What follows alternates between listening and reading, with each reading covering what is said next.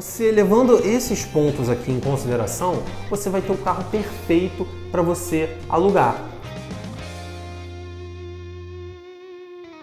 Seja bem-vindo à série Explicando o Investimento. Nessa série eu falo bastante sobre como ganhar R$500 por semana nesse investimento de locação de carro de uma forma profissional e segura. O meu nome é Rafael Reis e o tema de hoje é: qual é o carro perfeito para esse investimento?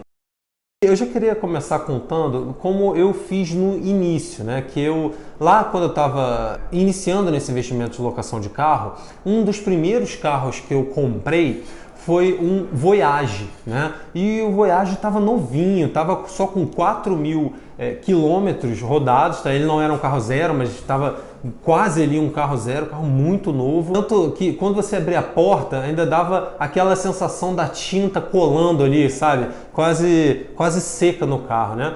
E aí eu decidi comprar esse Voyage porque é o seguinte, eu pensei, ó, beleza, esse Voyage aqui, cara, ele tá novinho, tá lindo o carro, um Voyage vermelho, aquele vermelho bem chamativo, né? O que me fez tomar essa decisão foi, primeiro, a quilometragem dele era muito baixa.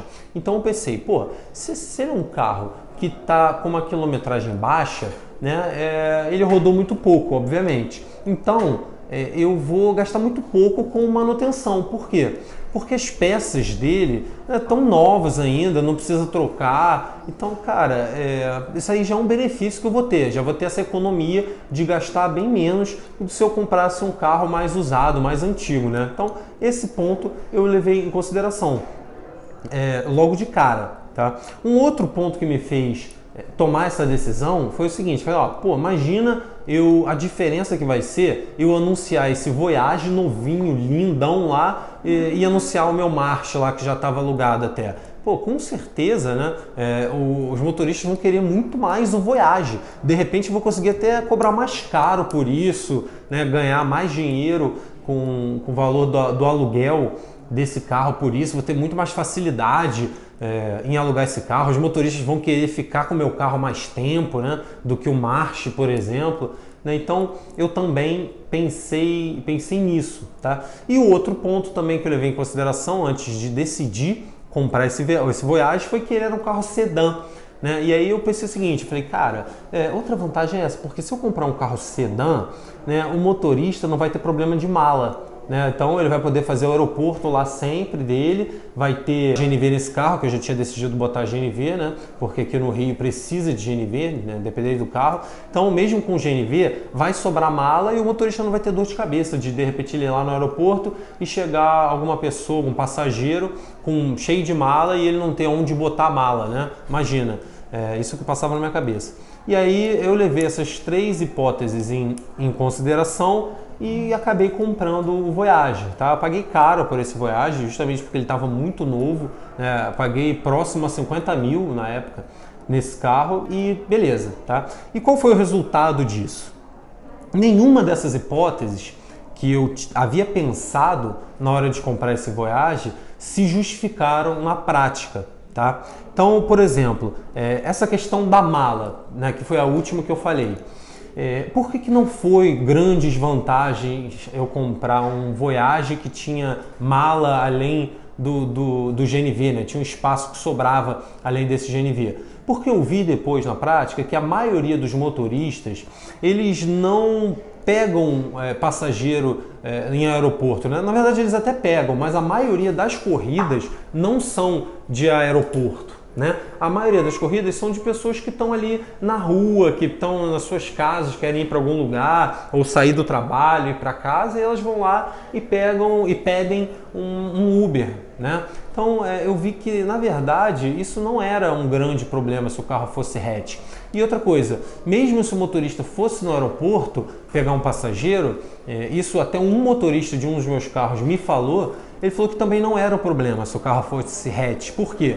Porque aí, se a pessoa chegasse com mala, o motorista falaria para a pessoa ali, ó, você se importa de eu levar a mala aqui no banco da frente, ou então a gente botar uma mala aqui atrás, né, no banco de trás do carro? E ele me disse que a maioria das pessoas não se importa, não tem problema nenhum. Se realmente fossem 3 pessoas, com cada pessoa com 2 malas, aí era só ele cancelar a viagem que eu não teria problema também, né? Mas a maioria não era assim. A maioria era uma, duas pessoas só com algumas malas que dava para resolver ali na prática e sem problema nenhum. Então, esse primeiro motivo, né, não justificou a compra desse Voyage, tá?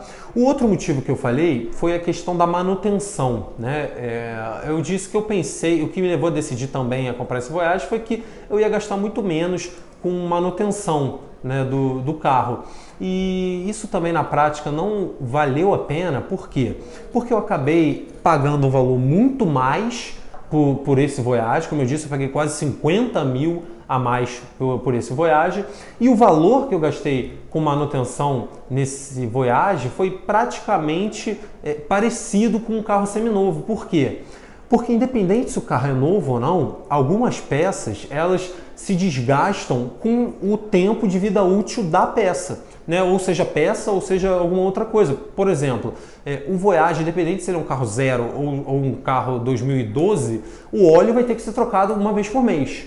O filtro de óleo vai ter que ser trocado a cada 2 meses. O pneu vai ter que ser trocado a cada 6 meses. A pastilha de freio vai ter que ser trocada, etc. Então, por mais que dure até um pouco mais essas peças, essas manutenções vão ter que acontecer em breve também. Então, isso acabou que não impactou tanto na prática. Além do que, quem me acompanha no canal sabe que eu só alugo o carro com manutenção dividida, né? Então, o valor dessa manutenção que acontece nos meus carros, esse valor é diluído, né? Porque eu pago metade dessa manutenção e o motorista paga a outra metade do valor de manutenção.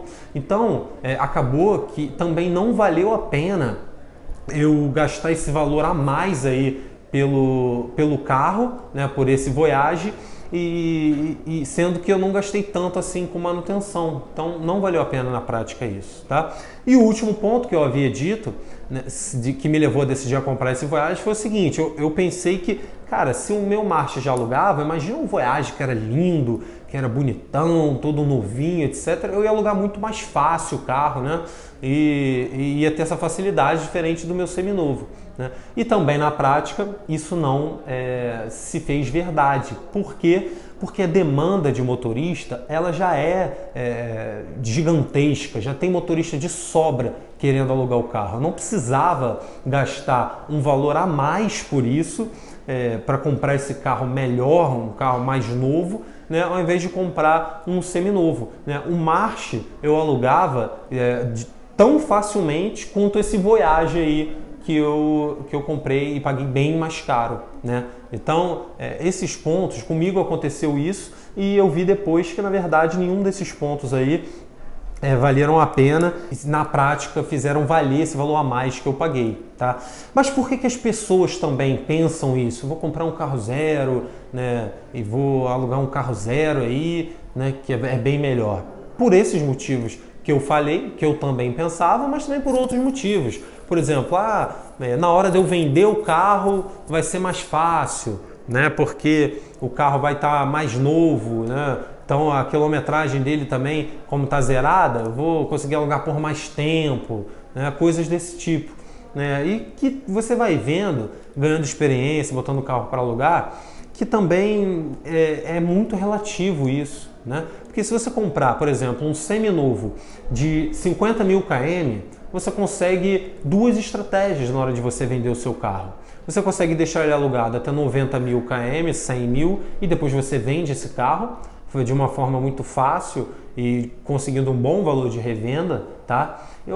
Ou então você tem a segunda estratégia, que é deixar o seu carro alugado a 300, 400 mil km. Né? Você pode, cuidando da manutenção dele, você vai deixar ele alugado aí por muito tempo. Você não precisa comprar um carro zero com uma quilometragem menor por causa disso, tá? Então, muita gente acha isso, acha que comprando o carro zero vai ser mais vantajoso, porque vai ter essa questão de deixar o carro mais alugado, quando o seminovo também faz a mesma função, tá? Sem, claro, você investir um valor muito maior, né, por esse carro novo, né, carro zero, tá?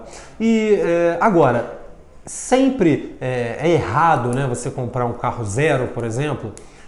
Não, né, nem sempre. Se você, por exemplo, comprar esse carro zero para você usar como um uso pessoal, usar para você mesmo, por exemplo, aí tudo bem, aí já é outra história. Por quê? Porque você não está pensando só em investimento, você está pensando na sua qualidade ali do dia a dia, no seu conforto. Você vai querer esse carro para usar para você mesmo, de repente nem para trabalhar, né? Tem duas situações. A pessoa que vai usar o carro para uso pessoal, de usar ali no dia a dia, fim de semana no shopping, etc., nada a ver com a Uber, aí tudo bem, claro, a pessoa pode comprar carro zero lá e usar pela qualidade ali, pelo conforto que ela quer, sem problema nenhum. Ou então, pode ser o caso da pessoa que investe nesse ramo, mas também é motorista de aplicativo. Essa pessoa pode optar, de repente, em comprar um carro zero para ela, porque ela vai usar para dirigir, para ela trabalhar. E aí ela pode também optar pelo conforto de um carro zero, né? Aí faz sentido, né? Agora, a pessoa que compra esse carro para investir, ela não faz tanto sentido ela pagar muito mais por um carro, né? Por quê?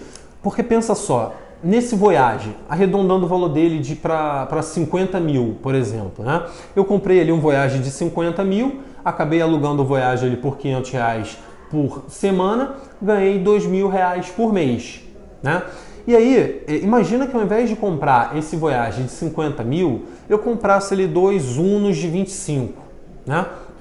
Ao invés de eu ganhar 2 mil reais por mês de locação, eu teria 2 carros alugados. Então eu ia ganhar o dobro, eu ia ganhar 4 mil reais por mês alugando o carro, né? Então você tem que pensar como um investidor, né? Você tem que ter a mentalidade de investidor, né? Você não tem que pensar o que é melhor, por exemplo, para o motorista, o que é mais confortável para o motorista. Não, você está comprando um patrimônio, né, para que esse patrimônio gere dinheiro para você. Ou seja, isso é um investimento, você está fazendo um investimento. Então, o ideal é que você pense como você investir o menor valor possível, dentro, lógico, ali de um razoável também. Você não vai chegar lá, não, eu quero que esse Corsa, nada contra Corsa não, tá? Mas quero esse Corsa aqui 2012, mas aí você vai lá, você vê o Corsa tá caindo aos pedaços, já tá todo feio, todo sujo o interior, entendeu? Só porque ele tá 12 mil. Não, porque aí não vai ser um bom investimento que você vai fazer, não vai ser um bom carro para você alugar, aí também não é razoável, né? Então, você tem que investir o menor valor possível dentro de um razoável, ou seja, dentro de um carro ali bom para você alugar, né? Por quê? Porque aí o retorno do seu investimento é muito mais rápido, tá? Então, por exemplo, nesse primeiro exemplo aí do Voyage, imagina que eu paguei 50 mil no carro e aí eu vou alugar ele a 2 mil reais por mês, né? E no final de um ano eu tenho ele 24 mil bruto, né? Então, tirando as despesas, vamos botar 18 mil líquido, né? Então, eu aluguei esse carro por um ano. Depois desse primeiro ano, eu ainda não estou perto de recuperar esse investimento, né? Então, ainda vou ter que alugar ele por 2, mais 3 anos para eu conseguir recuperar totalmente esse investimento. Isso não é muito vantajoso, né? Por mais que esse valor de 50 mil esteja me dando uma rentabilidade boa, né, eu ainda tenho o risco desse longo prazo de investimento, né? Agora, imagina nesse Uno que eu comprei de 25. Em um ano, com 18 mil líquido, nesse Uno, eu já quase recuperei o valor do carro. Em um ano e meio, eu já recuperei 100% o valor que eu investi e depois disso é 100% lucro, né? Então, com isso, você reduz completamente o risco desse investimento através do retorno rápido. Por quê? Porque depois que você retornou o valor total que você investiu, cara, dali para frente é lucro, seja o valor do aluguel que vai entrar, quanto também o valor da revenda depois do carro. Vai ser 100% lucro, né? Então, por isso que é bem melhor você comprar ali 2 carros de 25 mil, né, do que um carro ali de 50, tá bom? Bom, e agora vamos ao tema especificamente, né, depois de explicado por que tem que ser um seminovo, né, mas agora entrando a fundo, né, qual o carro perfeito para eu comprar e alugar nesse investimento, tá? Bom, o carro perfeito para você comprar e alugar é um carro que seja vantajoso para você como investidor, que foi o que a gente falou, né? E inclusive um desses temas que eu também disse, né, que eu me importava no início, era a diferença de carro sedã para carro hatch. Né? Se você ainda está na dúvida, é carro hatch, é melhor. Por quê? Porque carro hatch é mais barato. Né? Você não precisa pagar mais por um sedã só por causa, por exemplo, dessa questão da mala do motorista, né, dele pegar passageiro no aeroporto, que na prática isso não influencia em nada. Então, não faz sentido você gastar esse valor a mais. Então, o carro perfeito, na maioria das vezes, vai ser um carro hatch, porque é mais barato. Tá? Esse é o primeiro ponto. Né? Um segundo ponto que você tem que levar em consideração é o ano do carro. Né? Isso é muito importante, porque também não adianta você pagar muito barato num carro, comprou ali um carro hatch, um carro ótimo, e aí você comprou um carro 2010. Né? Pagou lá, pô, tá todo feliz, pagou 19 mil no carro, carro lindo, perfeito. E aí quando você vai alugar, o motorista vai lá, pega o documento do carro, entra no aplicativo dele, vai lá cadastrar o carro e o carro é negado. A Uber não aceita. Por quê? Porque o ano mínimo aí onde você mora é 2012 para frente. E aí? O que você vai fazer? O seu carro não vai servir para esse investimento. Então, o ano do carro é importantíssimo. Você tem que saber qual é o ano mínimo do carro aí aonde você mora. E por que é aí onde você mora? Porque não é um padrão no Brasil inteiro. Né? Você tem que entender que tem duas formas de limitar o ano do carro que é aceito na Uber. Né? A primeira forma é a própria Uber. Ela fala que aqui nesse estado o ano mínimo é 2012. Então só vai poder rodar 2012 para frente. A Uber ela é uma empresa particular, ela tem esse poder de decidir qual carro ela vai aceitar na plataforma dela ou não. Né? Então ela pode fazer essa limitação. Tá? Agora, até um bom tempo atrás, o ano mínimo que ela botava era 2008 para frente. Depois, na maioria dos lugares, ela já botou 2012 para frente. Só que quando a pessoa tem essa informação, ela já acha que no ano que vem, 2021, já vai ser 2013 para frente. Depois 2022, 2014 para frente. E a Uber não faz dessa forma. Ela ficou 2008 desde 2016. Tá? Então ela ficou aí um bom tempo com o ano mínimo sendo 2008. Então não necessariamente ela vai comprar ali um carro, ela vai limitar o ano do carro assim, certinho, ano a ano, tá? Não é dessa forma. Essa é a primeira forma, a Uber limitando. A segunda forma que tem é o seu... Dá um exemplo só de como é que foi essa limitação do Uber nos últimos anos? Então, até 2019, né, se eu não me engano, até o início de 2019, era 2008 na maioria dos lugares. Né? E aí chegou um momento em que a Uber ela aumentou esse ano, ela botou o ano para 2012 e ela notificou os motoristas. Então, os motoristas receberam lá no aplicativo, né, uma mensagem lá da Uber e a Uber falando, a partir do ano tal, né, do ano que vem, a gente vai aumentar o ano mínimo aí de aceitação dos carros, então vai passar de 2008 para 2012, e ela deu um período justamente para os motoristas se adaptarem, né? Ela não chegou e falou, não, a semana que vem já o ano mínimo é 2012, então pronto, quem tiver com o carro cadastrado não vai ser mais aceito e pronto. Não foi assim.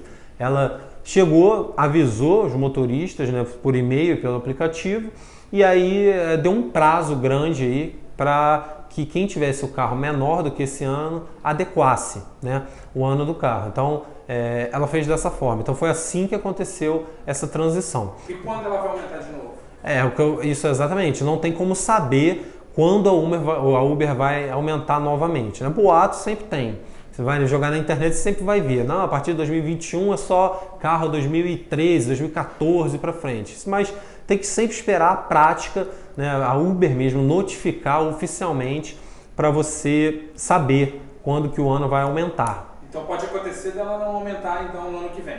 Pode acontecer dela não aumentar no ano que vem, pode acontecer dela não aumentar em 2022, ficar 2012 até 2025, não tem como saber, né?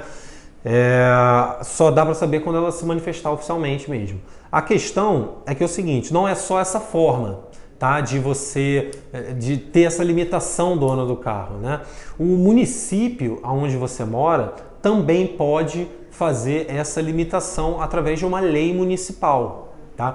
Porque é o seguinte, o transporte por aplicativo, ele foi já regulamentado por uma lei federal, né? Até um tempo atrás não existia lei que regulamentava esse assunto, né? Então, lá era tudo meio feito sem um regulamento ali específico, né? Até que chegou um momento em que uma lei federal foi aprovada, né? E foi decidido que o transporte por aplicativo aqui no Brasil, tá? É regular, está dentro da lei, tá? Isso foi decidido na lei federal. Só que essa lei federal, ela deu poder aos municípios, para os municípios justamente regulamentarem alguns assuntos só, né? Desde que esses assuntos não inviabilizassem o transporte por aplicativo nesse município. Então, por exemplo, o município, o governo federal, né, a lei federal, na verdade, chegou e falou o seguinte: ó, município, o transporte por aplicativo é permitido, é legal, está dentro da lei e tem agora uma lei que regulamenta isso, tá? Agora, vocês têm o poder de limitar algumas coisas, mas eu não quero que limite algo que se inviabilize esse negócio nesse município. Então, ficou cabendo aos municípios limitar algumas coisas, como, por exemplo, o ano do carro, né, que é o que a gente está falando. Então, o ano do carro, o município pode limitar, desde que não inviabilize. Então, o município não pode falar, agora é só carro 2020, que pode, né? Nem 2019 e 2020, só 2020. Não pode fazer isso porque indiretamente ele está inviabilizando, né? Mas, por exemplo, em alguns municípios já tem uma lei que fala que é só carro com 5 anos aí no máximo de antigo, né, que podem rodar. Isso não inviabiliza e é razoável, né? É todo município que vai fazer lei nesse sentido, limitando o ano do carro? Não, tá? Não é. Mas isso pode vir a acontecer e é importante que você saiba disso também, que o município também tem esse poder, não só a Uber, de limitar o ano do carro. Por isso que é importante, antes de você comprar, por exemplo, um carro para alugar, você saber dessas informações, né? E saber ali escolher um ano de segurança, não muito novo, para que você não pague muito caro desnecessariamente nesse carro, mas também não ali muito no limite a ponto de ser perigoso, te dar esse trabalho de ter que revender o carro e comprar um outro novo, mais novo, tá? Então, por exemplo, qual o ano que eu indico que é um bom ano de carro para comprar?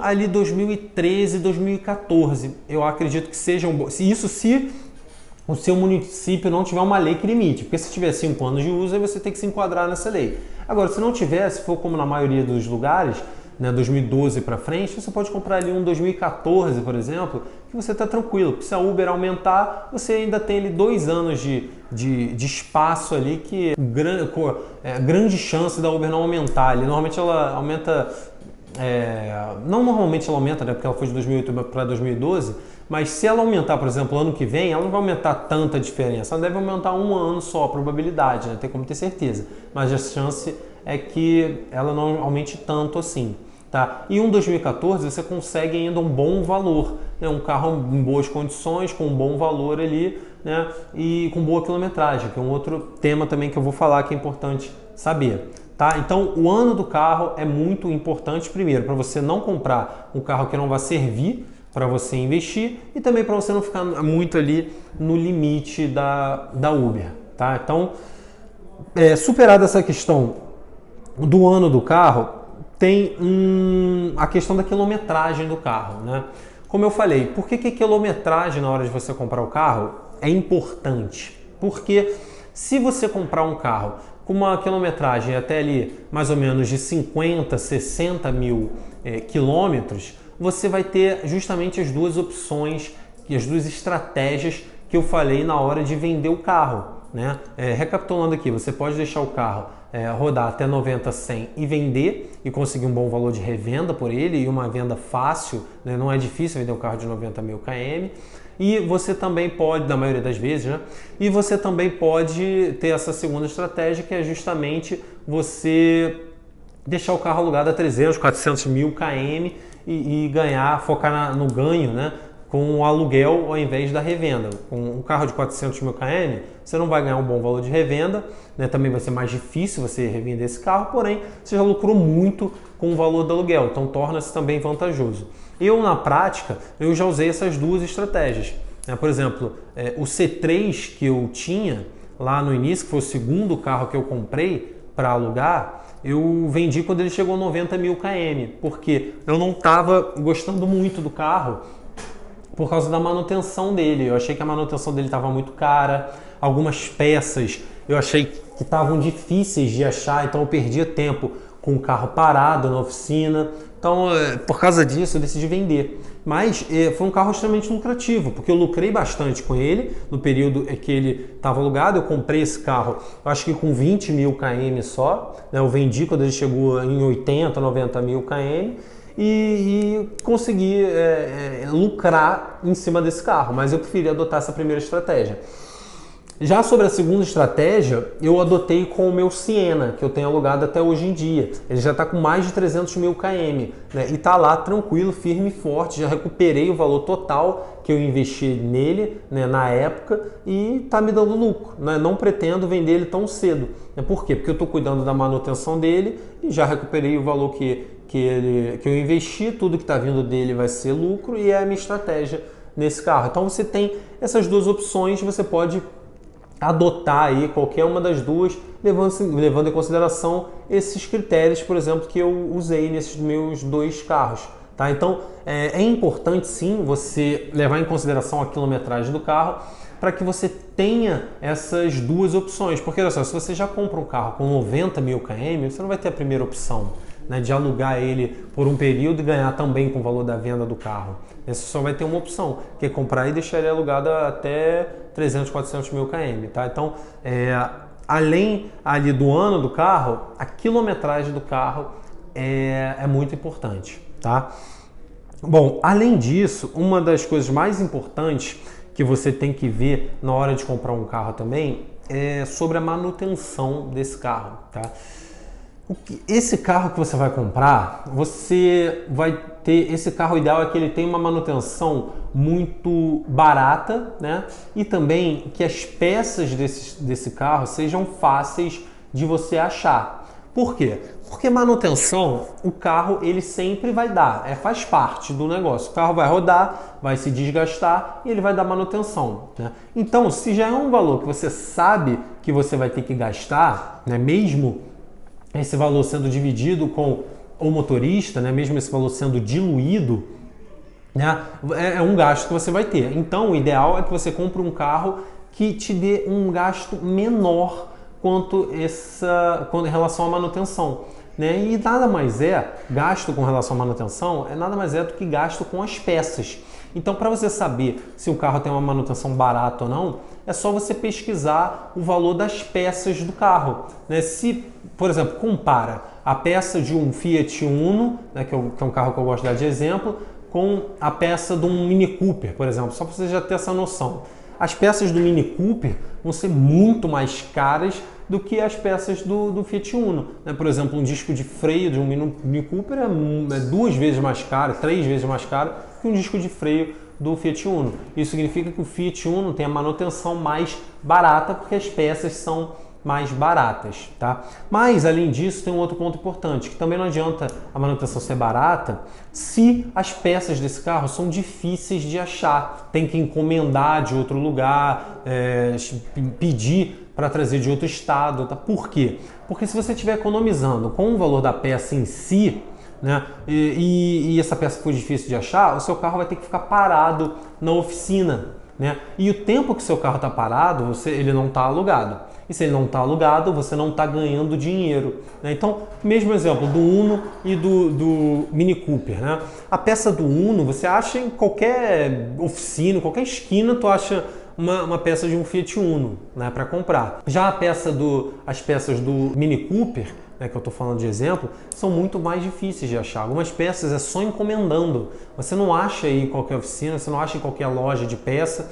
Então, nesse exemplo, se eu alugasse um Mini Cooper, meu Mini Cooper quebrasse, ele ia ter que ficar paradinho lá na oficina por 2 dias, uma semana, 2 semanas. E olha o valor que eu estou perdendo aí de dinheiro, né? O valor de aluguel que está deixando de entrar, né? Então é importante, além da manutenção barata, ver um carro que tenha peças fáceis de achar para que você faça essa reposição dessas peças, né? E que você já bote ele de volta para alugar rapidamente, para você voltar logo a lucrar com esse investimento, tá? Então, recapitulando aqui, eu falei que é importante o ano do carro, foi a primeira coisa que eu falei, a quilometragem do carro, foi a segunda coisa que eu falei, a manutenção barata, que são as peças baratas, e as peças fáceis de achar, tá? E você levando esses pontos aqui em consideração, você vai ter o carro perfeito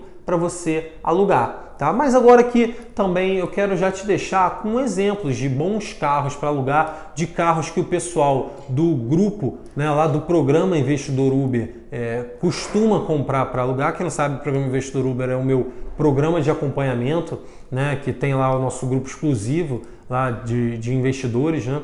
E nesse grupo, carros comuns que o pessoal compra, que se enquadram nessas questões aqui, nesses pontos que eu abordei nesse vídeo, né? São, por exemplo, o Uno, que eu usei de exemplo, que é Fiat, né? Fiat é muito boa, porque as peças da Fiat são boas de achar, as peças são fáceis de achar, né? As peças da Fiat são baratas, né? Tem outro ponto que eu gostaria de acrescentar aqui, que é a facilidade do mecânico mexer no carro, né? Que isso também dá agilidade para ele resolver logo o problema e já botar o seu carro de volta para alugar, né? Isso também é importante. Então a Fiat se enquadra, pode ser Fiat Uno, lá o pessoal aluga Fiat Mobi, o Palio, Fiat Palio também, né? Eu tenho um Palio, eu tenho um Uno, os dois são excelentes carros, tá?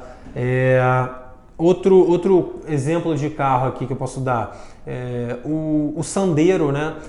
Assim, não é que eu não gosto da Renault, mas eu prefiro muito mais Fiat e Volkswagen, já deixando de cara. Mas o Renault Sandero é um carro que o pessoal aluga bastante, gosta bastante, né? Um carro que é barato para comprar também, né? Não é difícil revender esse carro, então isso o Renault Sandero é um bom carro também, né? Da Volkswagen, que eu falei, tem o Gol, né? Que é um hatch que também dá para comprar por um valor legal, né? Outro exemplo de carro tem o Up também, né? O Up eu achei ele um pouco pequeno, mas o pessoal aluga também e gosta. Tem exemplo tem o Fiesta, né? Que também pessoal, eu tenho também Fiesta, eu tenho 3 Fiestas, né? Estão alugados aí, tranquilo, me dando dinheiro, né? E são também carros bons, comprei muito barato. Também a revenda dele é fácil, não é difícil revender o Fiesta, tá? Então, exemplo de carros são esses aí, que são bons por esses motivos. O principal é entender esses motivos, porque você entendendo esses motivos, você vai conseguir comprar o carro perfeito para esse investimento, tá? E para fechar, a hora de você comprar esse carro, você sempre ir lá, né, aonde a pessoa que está vendendo o carro vai deixar você fazer a vistoria desse carro. Então é bom olhar o carro, né, você vê ali se o carro está em bom estado, por dentro, por fora, né, se você puder dar uma volta no carro, ver se ele está fazendo algum barulho, né, você dá uma checada, esse tipo de checada no carro, né, da situação dele, do estado dele, e também jogar num site chamado CarCheck. Tá? Eu não tenho nada a ver com esse site, mas é porque ele funciona para isso, né? Bem simples. Então você joga nesse site, ele vai te dar o histórico desse carro.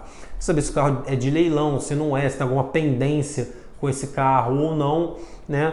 Então esse carro é bom, esse site é bom, serve para isso. E além, claro, também de jogar o Renavan desse carro no Detran, né? Para você conferir ali se tem a multa lá antes de você fechar o negócio, tá? Então, você fazendo esse procedimento e sabendo essas características que o carro perfeito tem que ter, você vai conseguir comprar um excelente carro para esse investimento e vai conseguir lucrar muito nesse negócio, né? Se além disso, claro, você também fazer de uma forma profissional, de uma forma segura, beleza? Então, é isso. O que eu queria falar no vídeo de hoje era sobre isso, sobre como você achar o carro perfeito para você alugar. Se você ainda não me segue lá no Instagram, me segue lá que eu estou fazendo bastante live. É só você procurar @investidoruberoficial, tá? Ou Investidor Uber, você me acha lá também, né? Então me segue lá no Instagram e indica também para alguma pessoa que possa se interessar por esse investimento, né? Se você quiser falar comigo, o melhor lugar é pelo Instagram, me mandando direct. Eu sempre respondo todos os directs, tá? Então é só me mandar lá. E também, se você não acompanha, né, não é inscrito no meu canal do YouTube, se inscreve no meu canal do YouTube, porque lá tem vídeo todos os dias, tá? Todo dia tem vídeo novo no meu canal, tá bom? E a última coisa também é comenta aqui embaixo o que você achou sobre esse vídeo, se você concorda, se você não concorda, para eu saber aí o que você acha. E eu estou pegando temas das pessoas que estão comentando nos meus canais do YouTube e gravando também vídeos sobre isso. Então, de repente, o seu tema, a sua dúvida, a sua sugestão, eu posso pegar e gravar um vídeo só sobre isso, tá bom? Então comenta aqui embaixo o que você acha. Um grande abraço e até a próxima.